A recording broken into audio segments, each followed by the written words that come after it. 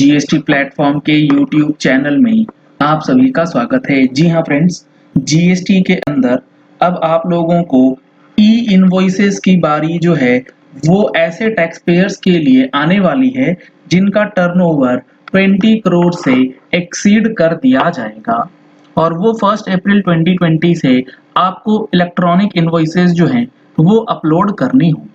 अब यहाँ पर जब आप इलेक्ट्रॉनिक इनवॉइसेस जनरेट करेंगे तो उसका डेटा आपके GSTR1 में ऑटो पॉपुलेट होगा और वो किस तरीके से होगा, उसका क्या प्रोसेस होगा, उसके लिए एडवाइजरी जो है वो जीएसटी पोर्टल के अंदर आज इशू कर दी गई है, जिसमें ये बताया गया है कि जो आपका जनरेशन है of E invoices is mandatory for a certain class of tax payers. तो ई इनवॉइसेस का जो कॉन्सेप्ट है वो किस तरीके से काम करेगा, इसके अंदर सबसे पहली चीज है कि जो पर्टिकुलर जो टैक्स पेयर ई इनवॉइसेस के दायरे में आएंगे उन्हें क्या करना होगा। Such tax payers are required to prepare and issue their e invoices by reporting their invoices data in the prescribed format and reporting the same on the invoice registration portal, that is IRP। यानी कि आप जैसे invoice बनाते हैं जिस भी software में, आपको सेम उसी पैटर्न पे अपना इनवॉइस जनरेट करना है। सिर्फ ध्यान ये रखना है कि जो आप इनवॉइस जनरेट करेंगे B2B का हो या फिर एक्सपोर्ट इनवॉइसेस हो, इस दोनों केस के लिए आपको जो डेटा फीड करना है उसमें कुछ मैंडेटरी फील्ड्स रहेंगे और वो मैंडेटरी फील्ड्स आपको GST INV1 का जो फॉर्मेट है उसमें प्रेस्क्राइब्ड किया गया है।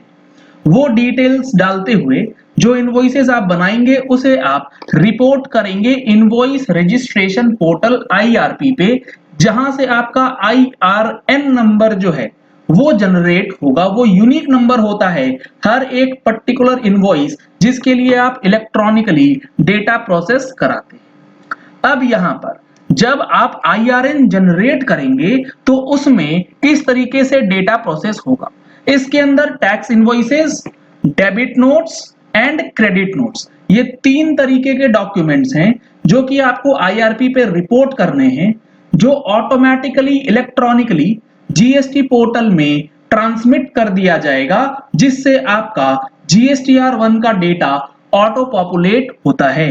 ई इनवॉइसेस के अंदर जो चेंजेस किए जाने हैं जिसके लिए एप्लीकेबल है नहीं है, ये सारी चीजें आपको हमारी अगले महीने की टैक्स मैगजीन यानी कि मार्च महीने की जो टैक्स मैगजीन मिलने वाली है उसके अंदर दिया गया है। अगर आप लोगों ने अभी तक टैक्स मैगजीन का सब्सक्रिप्शन नहीं लिया है तो नंबर्स आपको स्क्रीन पे दिए गए हैं, इन नंबर्स पे कॉल करके व्हाट्सएप करके आप टैक्स मैगजीन का सब्सक्रिप्शन करा सकते हैं। अब यहाँ पर एक इलस्ट्रेशन दिया गया है जिसमें tax payer reports the E invoice on the IRP and consequently the IRN is generated on 24th November। यानी कि आपने इनवॉइस बनाया और इनवॉइस बनाने के बाद इनवॉइस रजिस्ट्रेशन पोर्टल पे डेटा अपलोड किया in the mandatory format INV01। जब आप IRP में ई इनवॉइस का डेटा अपडेट करते हैं तो IRN जनरेट होगा और जिस डेट में IRN जनरेट होगा उसके विद इन 2 डेज आपका डेटा GSTR1 में ऑटो पॉपुलेट कर दिया जाएगा। These invoices will be uploaded या auto populated in GSTR1 of the taxpayer on 26 नवंबर 2021। 24 नवंबर को IRN आएगा और 26 नवंबर को आपका डेटा GSTR1 के अंदर अपलोड कर दिया जाएगा। यहाँ पर आप देख पा रहे हैं सोर्स दिया गया है और IRN नंबर जो है वो भी यहाँ पर प्रोड्यूस करके दिया जाएगा। अब यहाँ पर जो आगे चीजें लिखी गई हैं इसमें बताया गया है कि टैक्स पेयर जो GSTR1 होगा किस पीरियड का, in which the e invoices will be auto populated will be as per the document date. यानी कि अगर आपने 24 नवंबर की डेट डाली है इनवॉइस के अंदर तो जो GSTR1 होगा जिसमें डेटा ऑटो पॉपुलेट होगा वो होगा आपका नवंबर महीने की GSTR1 irrespective of the date on which the document was reported on the IRP। यानी कि जो इनवॉइस का डेट है वही डेट कंसिडर होगा आपके GSTR1 में डेटा ऑटो पॉपुलेट कराने के लिए। आपने IRN कम जनरेट किया उससे कोई मतलब नहीं है। जैसे यहाँ बताया गया है कि बिल नंबर A253 30 नवंबर का है, IRP में रजिस्टर हुआ ये 4 दिसंबर को, तो ये आपके दिसंबर महीने की GSTR1 में नहीं जाएगा, ये आपके नवंबर महीने की GSTR1 के अंदर ही रिफ्लेक्ट कर दिया जाए। अगर कोई टैक्स पेयर अपने डॉक्यूमेंट को रिपोर्ट करता है IRP में और उस महीने की GSTR1 फाइल हो चुकी, नवंबर का इनवॉइस था, आपने IRP में रिपोर्ट किया दिसंबर में, बट रिपोर्टिंग से पहले आपने GSTR1 फाइल कर दिया है, तब क्या होगा?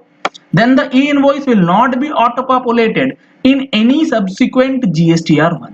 वो इनवॉइस किसी भी GSTR1 के अंदर पॉपुलेट नहीं होगी। The Excel file containing the e-invoice details can still be downloaded from GSTR1 dashboard for the tax period to which the document pertains to. यहाँ पर आपको एक्सेल फाइल डाउनलोड करनी होगी और उसके बाद उन चीजों का देखते हुए डेटा मैन्युअली आपको पॉपुलेट करना पड़ेगा। तीसरा सिचुएशन यहां दिया गया है, if tax payer reports the document on the IRP after manually entering the document in GSTR1, the manually entered data will not be overwritten if the GSTR1 is not filed. अगर आपका data manually filled up किया गया GSTR1 में तो वो overwrite नहीं होगा, चाहे आपकी GSTR1 फाइल करी गई है या फाइल नहीं करी गई। सप्लाईज कौन कौन सी हैं जो कि ये ई इनवॉइसेस आपका GSTR1 उठा लेगा? इसमें है सबसे पहला taxable outward supplies made to registered person, यानी कि आपने B2B सेल्स जो करी होंगी वो आप रिपोर्ट करेंगे। इसमें चाहे वो अट्रैक्टिंग रिवर्स चार्ज का हो या फिर आपने किसी ई-कॉमर्स ऑपरेटर के थ्रू कोई सप्लाईज करी। दूसरा है taxable outward supplies made to registered persons attracting reverse charge, आपने कोई ऐसी सप्लाई दी है जिसमें रिवर्स चार्ज सामने वाले को पे करना है, तब भी आपको ई इनवॉइस का कॉन्सेप्ट जो है लगेगा। एक्सपोर्ट सप्लाईज के ऊपर credit and debit notes issued to registered person and credit note और debit notes issued to unregistered person as export with payment and without payment of taxes. तो ये 5 कैटेगरीज हैं जहां पर आपको रिपोर्टिंग जो है वो करना होगा थ्रू ई इनवॉइसिंग कॉन्सेप्ट।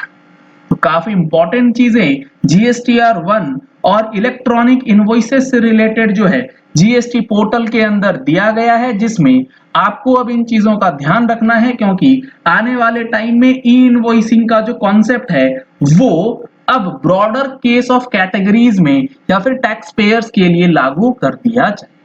GSTR 99C की डेट ऑलरेडी जा चुकी है, उस पे लेट फीस लगना स्टार्ट हो चुका है। अगर आप लोगों ने अभी तक फाइनेंशियल ईयर 2021 की GSTR 99C की फाइलिंग नहीं करी है और उसमें कोई दिक्कत है तो आप हमारा ऑनलाइन सेशन परचेज कर सकते हैं।